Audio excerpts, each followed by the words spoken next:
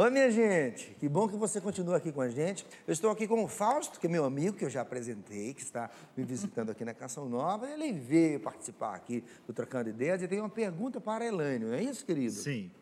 Elaine. Aliás, vamos aproveitar e mandar um abração para a família, né? Quem é que está em casa te vendo agora? Heloíse, Ana Tereza e João Paulo, um beijo, amados. Beijo, saudade também. E a pergunta, todo o povo de querido? Cuiabá. Elaine, nós já vimos vários desencadeadores dos assuntos mais tratados, como depressão, síndrome de pânico e ansiedade. Hoje, no consultório, no seu consultório em específico, quais são as técnicas mais utilizadas para tratamento desses sintomas? Perfeito. Bom, pensando na linha cognitivo-comportamental, que é que eu trabalho, um dos principais pontos é entender, trabalhar com aquilo que a gente chama de reestruturação cognitiva, ou seja, rever a forma como você vê o mundo, a tua concepção de si, do outro, ou seja, aquilo que eu sinto, o que eu faço, o que eu penso. O que a gente chama de tríade cognitiva. A partir da forma como eu vejo o mundo, eu sinto coisas e eu reajo a esse mundo. Uma outra coisa importante que se ensina, né, que eu costumo fazer, é trabalhar com a questão de relaxamento, técnicas de relaxamento progressivo, que a gente chama, que você trabalha a conscientização de corpo, então, onde você começa com o paciente a trabalhar relaxando músculos e tendo essa consciência de como a ansiedade, por ter elementos físicos, mexe com o teu corpo. Então, você trabalha com isso também. O outro aspecto, trabalhando com técnicas de respiração, porque na ansiedade você respira de forma ofegante, mais rápido, com uma hiperventilação que faz com que você fique mais ansioso. Então, desacelerar, né, na medida do possível, essa respiração.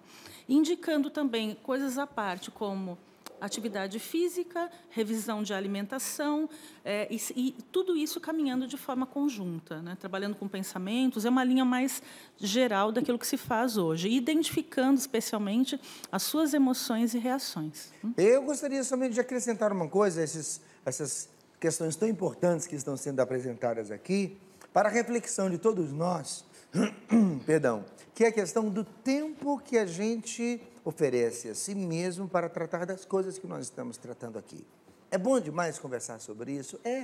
A gente vê pela atenção, não é, que nós todos estamos tendo aqui no estúdio e a sua atenção em casa. Agora eu fiquei aqui pensando, né, no tempo que eu gasto, não é, no tempo que eu ofereço para mim mesmo para ir a um profissional, para conversar com alguém, para pedir uma ajuda, para tratar disso, porque eu fico imaginando que enriquecer-se intelectualmente sobre todas essas realidades é muito importante. Agora, ter de fato tempo material para cuidar disso, para tratar disso, é mais importante ainda. Então, por favor, enquanto a gente continua conversando sobre isso, reflita um pouquinho sobre isso, tá bom? Ricardo, eu vou dar uma sugestão. Querida, Vou dar uma sugestão. Calma lá. Fala, pode falar. Não, mas que ela levantou Não, o lógico, braço pode primeiro. falar, claro.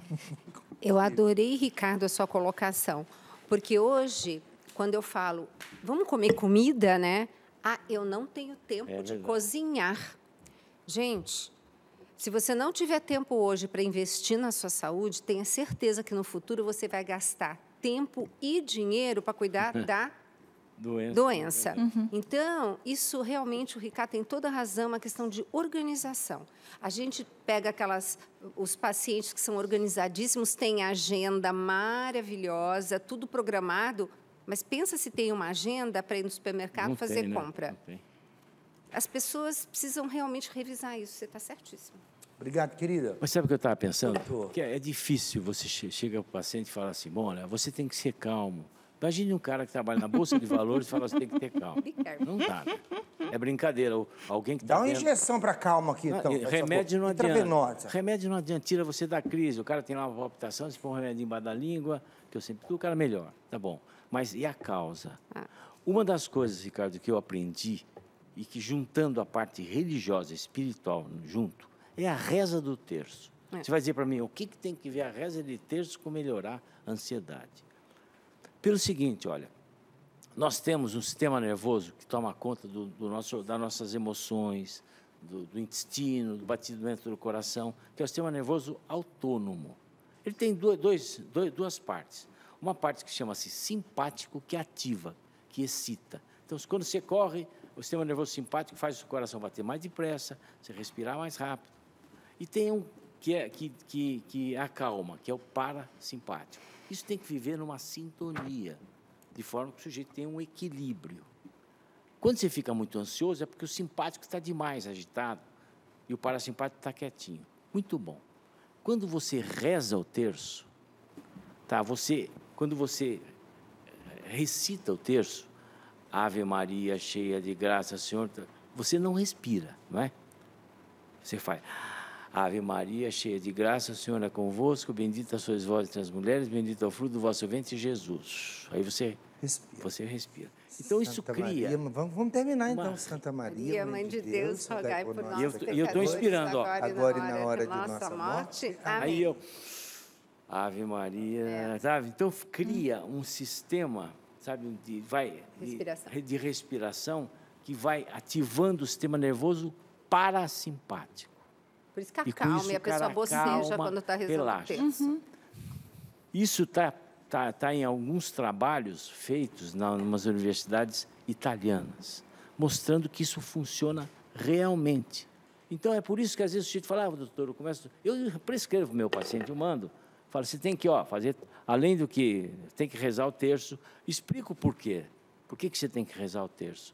Aí fala, mas eu rezo o terço, eu durmo no meio, não é isso que muita gente fala? Dorme no meio, outro fica assim, né? Outro fica... Mas vai assim, não, vai rezar deitado também. Tem gente que é da renovação, o pessoal nosso da renovação carismática não fala, que quando, é porque tem... Libertação, nada. Você está com sono porque seu sistema nervoso parasimpático está funcionando. Você está relaxando, você está dormindo e dorme bem. Então, uma das coisas que eu falo para o paciente, eu lembrei disso porque a Ilane falou da respiração. É isso, essa respiração que se faz. Uma respiração mais abdominal. E as técnicas de meditação também, né, doutor? Meditação também. É que hoje o doutor fala no terço como uma técnica de meditação, mas começaram-se estudos a partir da meditação oriental. Exato. Dos budistas. Porque é uma meditação que trabalha o quê? A respiração abdominal. E leva a pessoa para essa centralidade, né? Então, quando você medita na capela, você também está indo para esse estado de se centrar. No terço, a mesma coisa. E a gente consegue medir isso, sabe? Em consultório. Por exemplo, hoje a gente sabe, nós temos esse aparelho, que a gente mede justamente a variabilidade da frequência cardíaca. Então, quanto menor a variabilidade, o cara está mais agitado, mais ansioso. Quanto maior... Então, você manda o cara meditar, manda o cara rezar, manda o cara, sabe... cultivar, curtir a sua atividade espiritual, ele melhora nisso. Fazer um bem, sabe, ajudar as pessoas, esse lado de benemerência. Então, é o que eu falo para o cara da Bolsa de Valores. Me lembrou agora o Papa Francisco com o Misericordina. Ai, lindo. Não é o remedinho que ele... É a Misericordina que ele distribuiu na Praça São Pedro. Mas isso funciona muito, muito, muito. Espetáculo, obrigado. Funciona demais. Muito obrigado. Gente, no início do programa eu contei para vocês sobre o acampamento para famílias. Cadê? Onde é que ele está, Fernando? Onde é que eu pus? Oh, meu Deus, me ajude, senão eu vou ficar ansioso. Sumiu. Não achei. Está aqui. Acampamento para a família de 16 a 18 de janeiro, com o tema Famílias Edificadas para um Mundo Novo. Nós sabemos que não existe uma família perfeita, não é? Um marido perfeito, uma mulher perfeita. E nós existimos como pecadores. Jesus nos conhece e quer nos ensinar um grande segredo, que é nunca terminar um dia sem pedir perdão, sem que a paz volte à nossa casa, à nossa família. E nós vamos conversar sobre isso em nosso acampamento. O Dunga estará presente, o Padre Roger também, Padre Christian Shankar, Dom Alberto Taveira, o Dímia Benedita e o Cassiano Meirelles esperam você aqui na Canção Nova entre 16 a 18 de janeiro, no acampamento para famílias. Tá bom? Venha para cá, o Ano Novo já está começando e a Canção Nova já se prepara para receber você. Vamos para a sua pergunta. A pergunta vai para a doutora Gisela. A pessoa pediu para não se identificar. Ela tem 27 anos e em julho de 2012 teve uma crise de ansiedade que quase provocou uma isquemia. Ao contrário da maioria das pessoas que possuem distúrbio de ansiedade, ela está perdendo muito peso. pois nos picos de ansiedade não conseguia se alimentar. Como que ela consegue trabalhar essa situação? Eu acho que a melhor pessoa para responder é a Elaine, né? Porque aí entra a equipe multidisciplinar. Quando chega um paciente assim para mim, eu encaminho direto para a Elaine. É porque tem vários aspectos envolvidos, né? Claro que todo o processo metabólico dela, talvez, estou dizendo aqui, o Dr. Roque me conserte aí depois, né? Mas o processo metabólico dela pode se acelerar com o aspecto ansioso. Para algumas pessoas, isso de fato acontece. Agora, claro, precisa ver se de fato a alimentação está equilibrada, como estão esses pensamentos. Às vezes, a pessoa, no processo ansioso, ela cria uma aversão por comida. Então, muitas vezes, até ela se alimenta, mas ela tem, por exemplo, vômitos, processos de diarreia. Então, tudo isso mobilizado por todo o aspecto fisiológico. Então, caberia, eu penso que em um aspecto mais amplo, alimentar, médico, para exames até, né, Dr. Roque, mais específicos que possam detectar algo com esta pessoa. Né? É porque ela disse que teve isquemia, né? Quer dizer, uma pessoa jovem. Uhum. Quer dizer, precisa ver histórico, familiar, tudo. Quer dizer, eu acho que merece mais cuidado. Um acompanhamento bem mais amplo e de detalhado, visto o histórico. Né? Sempre que, quando ela diz, né, o meu comportamento sai do normal, porque geralmente as pessoas engordam. Muitas pessoas emagrecem na ansiedade. Isso não é tão infrequente. Não é tão incomum. Muitas pessoas passam por isso. Ok? Pode fazer um direcionamento de pergunta aqui? Claro que sim. Você recebeu a pergunta aí? Recebi uma pergunta. Vai responder? Não, vou passá-la para o Dr. Roque. Dr. Roque? Muito bem, Sim. querida. Vai em frente. A Evelyn, do Rio de Janeiro, pediu aqui uma ajuda.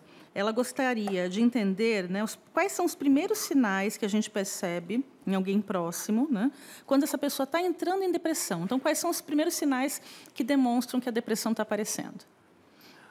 Veja só, às vezes são vários os sintomas. O que é característico, assim, o que a gente sabe que é o mais frequente, é o humor deprimido. É a pessoa que sempre está de mau humor, sempre está achando que está mal, que as coisas estão ruins. Aí a pessoa começa a perder a concentração, a pessoa começa a perder a vontade, às vezes perde a vontade de comer, às vezes tem apetite exagerado, perde o sono, tem sono demais. É muito vasto, são vastos os sintomas, mas o básico é o humor deprimido, sabe? Não é Doutor Roque, por favor, eu queria lhe pedir que seja um pouquinho mais prático. Humor deprimido. De mau humor.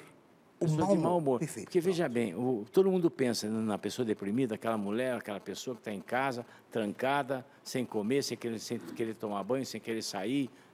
Isso é a depressão escarrada. Por um período de tempo. Tem um questionário interessante no livro. O que eu digo, essa depressão, até o meu porteiro lá do prédio sabe fazer diagnóstico. Agora, Quem? o porteiro do prédio faz esse diagnóstico. Não entendi. A depressão de pessoa que não quer sair de casa, não quer tomar banho, qualquer um faz.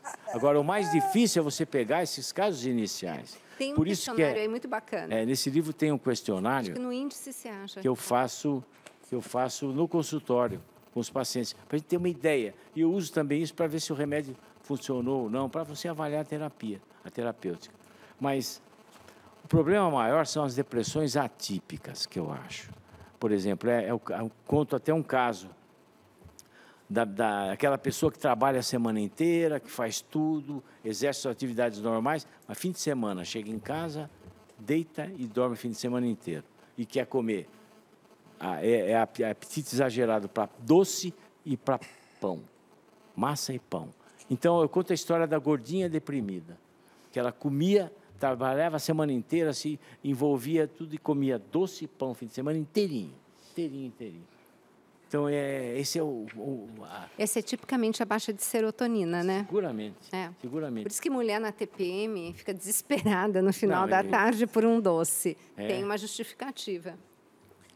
A doutora Gisela estava mencionando aqui um questionário que está aqui no livro Depressão, um sinal de esperança. Esse questionário leva em conta a tristeza, o pessimismo, o senso de fracasso, a insatisfação, a culpa, a expectativa de punição, autodesgosto, autoacusações, ideias suicidas, choro, irritabilidade, interação social, indecisão, mudança da imagem corporal, retardo para o trabalho, insônia, suscetibilidade à fadiga, anorexia, que é a perda de apetite, perda de peso, preocupação somática, que é a preocupação com o organismo, a preocupação em adoecer, a perda do interesse sexual, e aí ele propõe depois uma pontuação.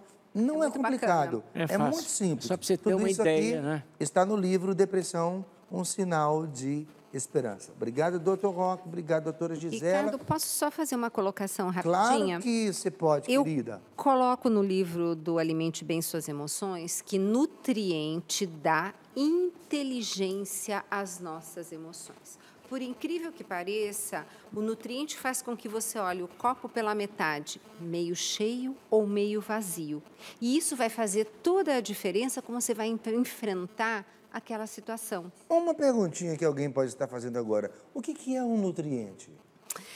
É o seguinte, todo alimento é composto de substâncias. Então, você tem as macrosubstâncias, que são as proteínas, as gorduras, os carboidratos. Depois, você tem os micronutrientes envolvendo as vitaminas, minerais, que são em maiores quantidades as vitaminas, e os minerais são aqueles que você precisa de bem pouquinho.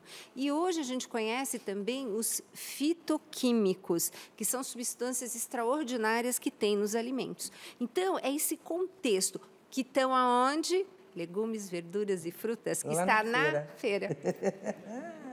É isso, gente. Obrigado, querida. Gente, eu prometi contar para você que se você quer mais contatos e conhecer mais de perto o trabalho do Dr. Roque e da doutora Gisela, você vai no clinicasavioli.com.br, clinicasavioli.com.br. Todas as informações a respeito das duas figuras tão queridas, você vai encontrar nesse endereço. Dá tempo da sua pergunta. Vou perguntar para a doutora Elaine. Doutora, o Breno Souto, ele gostaria de saber se jogos de computador de ação, músicas agitadas como rock e eletrônica podem piorar esse transtorno. Veja, se você já tem uma aceleração de pensamento, porque assim, existem várias possibilidades de estudo que dizem que jogos não agitam, só que veja, né, quando a gente fala em higiene do sono, por exemplo, o que você vai fazer para dormir? Desligue-se de jogos eletrônicos, de música alta, de TV. Hoje as pessoas não dormem bem, muitas vezes, porque elas, beirando dormir, estão lá, jogando alucinadamente.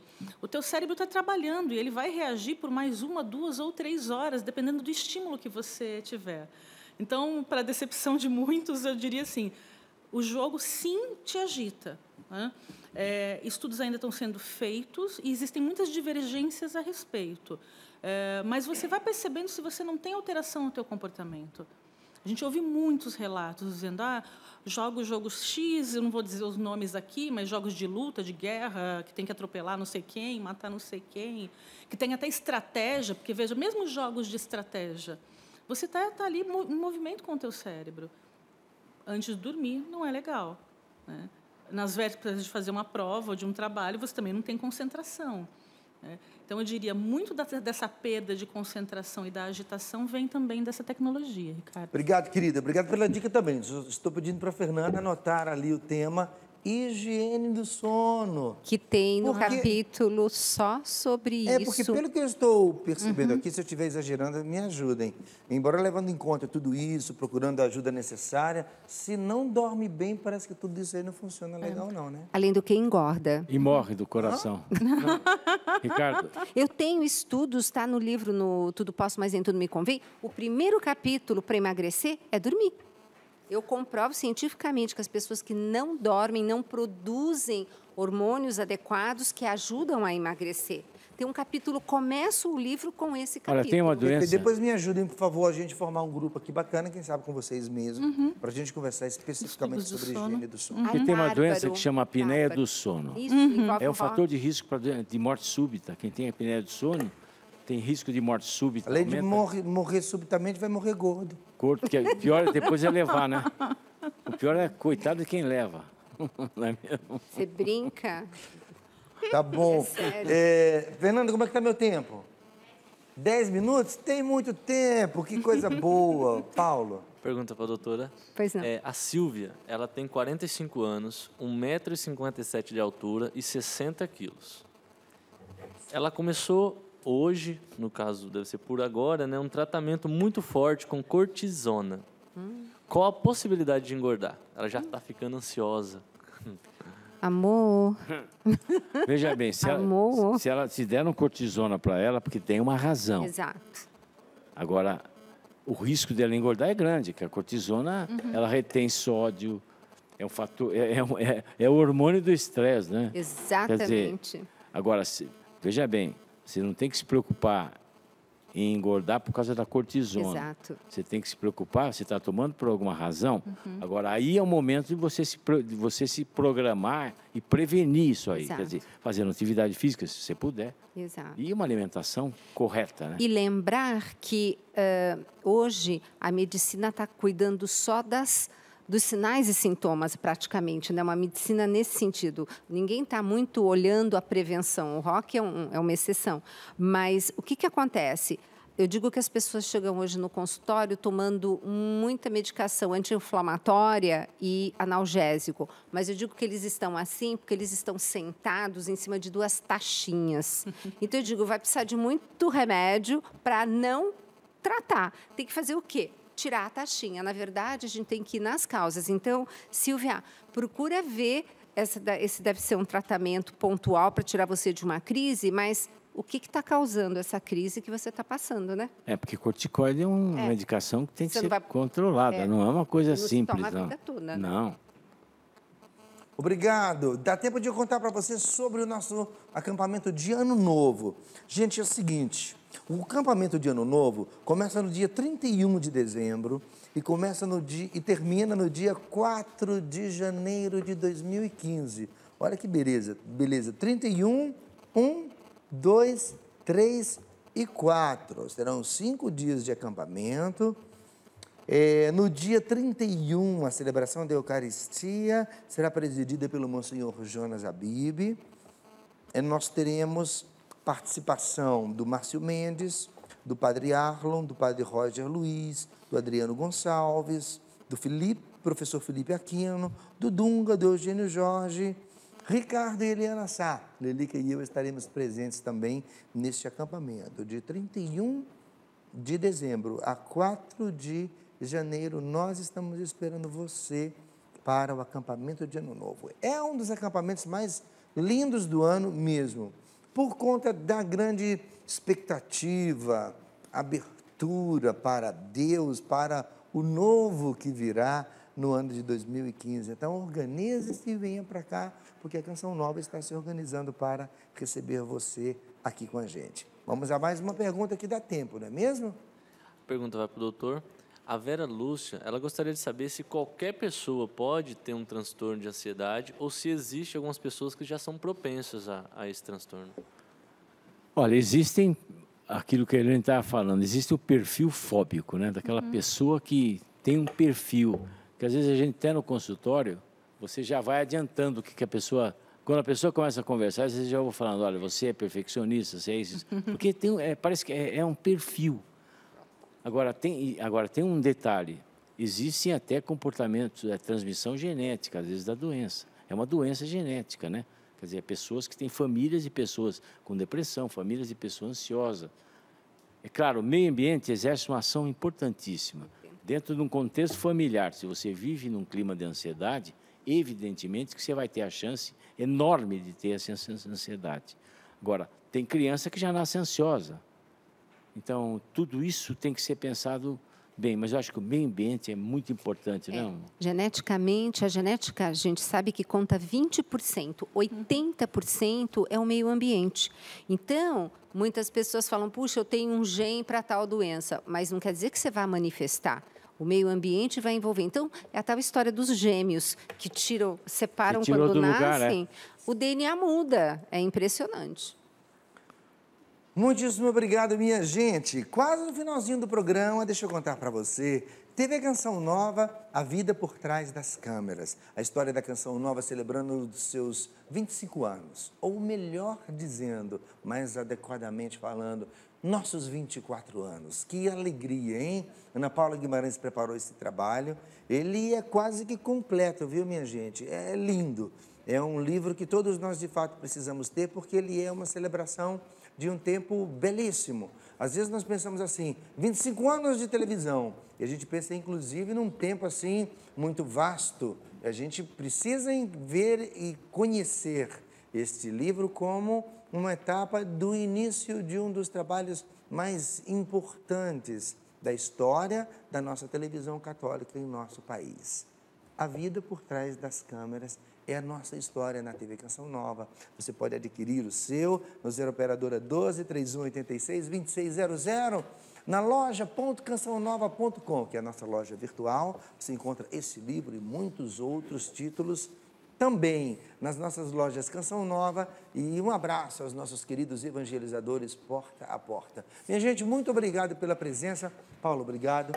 Elaine, muito obrigado. Obrigada. Casal Saúde. Obrigado, viu? Obrigado. Uma delícia ter vocês aqui e vamos para a feira, né, doutora? Amém, amém. Obrigado, Feira. gente. Obrigado. Deus nos abençoe muito e até o nosso próximo programa.